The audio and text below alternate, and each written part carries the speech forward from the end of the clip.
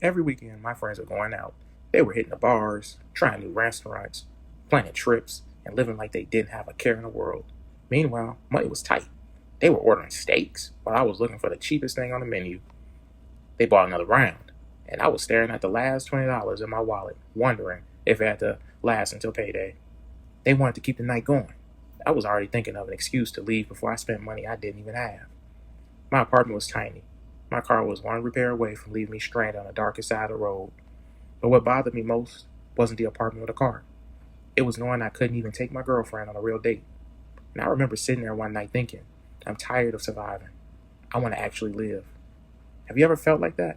Like you're working hard every single day, but no matter what you do, life just refuses to move forward? That was Paul. Paul wasn't lazy. He wasn't reckless with money. He just felt stuck. Every paycheck came in, and before he even had a chance to enjoy it, it was gone. Rent, bills, groceries, repeat, week after week, month after month.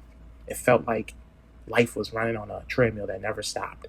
And then one night, sitting alone in that tiny apartment, Paul made a decision. He didn't tell anyone.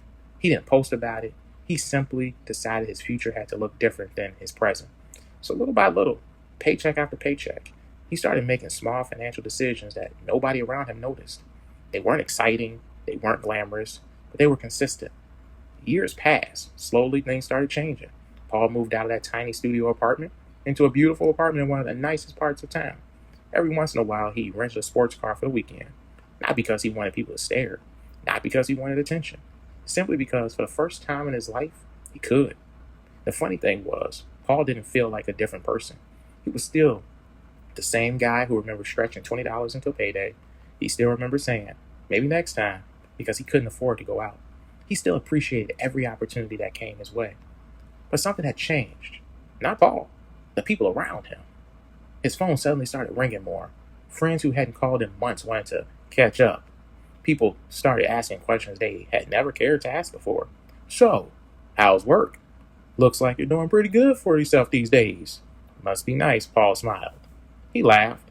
He answered their questions. And honestly, he thought people were happy for him. Why wouldn't they be? If one of his friends had turned their life around, he would have celebrated them as well. He had no idea those conversations were about to become something completely different. So one Friday night, Paul met a few friends for dinner. The food was great. Everybody laughed. They shared old stories and joked about things that happened years ago. For a little while, everything felt exactly like it used to. Then a waiter walked over and asked, one check or two? Before Paul could answer, one of his friends laughed and said, Paul got it? The whole table laughed. Paul laughed too. Then he noticed something strange. Nobody moved. Nobody reached for a wallet. Nobody reached for a purse. One friend smiled and said, come on, man. You can afford it. Another laughed. You're driving sports cars now. Someone else leaned back in their chair and said, don't act broke, bruh. Paul looked around the table. Everyone was smiling. Everyone was waiting. So he quietly picked up the check. Not because he had to, because he didn't want to make the night awkward. So driving home, one thought kept replaying in his mind. Were they actually joking? Or did they really expect me to pay? At first, Paul convinced himself he was overthinking it. Maybe that's just what friends do. Maybe it was harmless. But the next weekend it happened again. Then again. Different restaurant, different waiter, same outcome. Somehow, the check always found its way to Paul's side of the table. It stopped feeling like a joke and started feeling like an expectation. Then a phone call started. Hey, Paul. Long time, man. How you've been? Within a minute, every conversation somehow turned into a favor.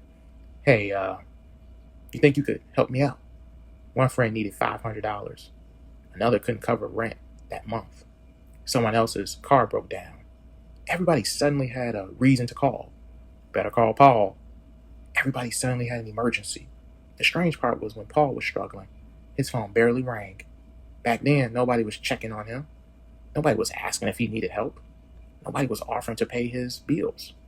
But now that life looked different, everyone seemed to remember his number. A few weeks later, Paul went to a family cookout. Kids were running around, music was playing, food was on the grill. It was like every other family gathering until one of his cousins walked over. Hey, can I ask you something? Sure. You think you could, loan me $500? I'll pay you back. I'll pay you back. Before Paul could answer, another family member overheard. I could actually use a little help too, Paul. Then an uncle laughed. Shoot, Paul got money now. Everyone laughed, and Paul laughed too.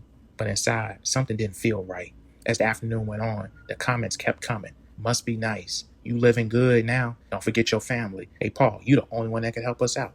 Nobody remembered the years Paul struggled. Nobody remembered the nights he stayed home because he couldn't afford to go out. They only saw the success. So driving home, Paul couldn't stop thinking, did money really change me? Or did it change the way people see me?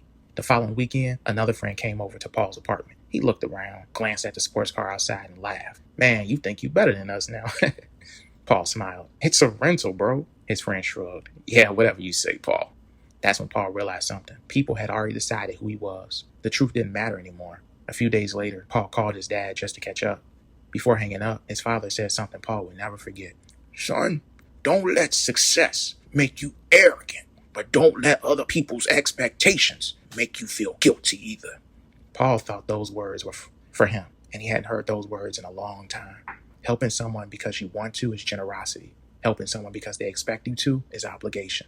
Those are not the same thing. From that day on, Paul started setting boundaries. Sometimes he helped, sometimes he said no. The people who truly care about him, they understood. The people who only cared about what he could do for them, they got offended, obviously. That's when Paul finally understood who was really in his corner. So one night, Paul sat alone on the balcony of his apartment. The city lights stretched for miles. His phone was quiet. No missed calls, no text messages, just pure good old silence. He looked across the skyline and he smiled. Not because of the apartment, not because of the investments, not because of the sports car. His mind went somewhere else. Back to the tiny studio apartment. Back to stretching $20 until payday. Back to wondering if life would ever change. Then it hit him. None of those people were there. Not when he was broke, not when he was struggling. But now, everyone had an opinion. Everyone had expectations. Everyone suddenly believed Paul owed them something. That's when he finally understood. Success didn't change him. It changed how people looked at him. People love the results. They rarely respect the sacrifice. They see today's success. They'll never see yesterday's struggle. You see, Paul still loved his family. He still cared about his friends. But he stopped feeling guilty for saying no, because his success wasn't something he owed away. It was something he earned. One decision at a time, one struggling paycheck at a time, and one scary investment at a time. So let me ask you something. If your life changed tomorrow, but the people around you celebrate your success or expect something from it, this is Steps to Prosper. And remember, every step you take today can change where you stand tomorrow.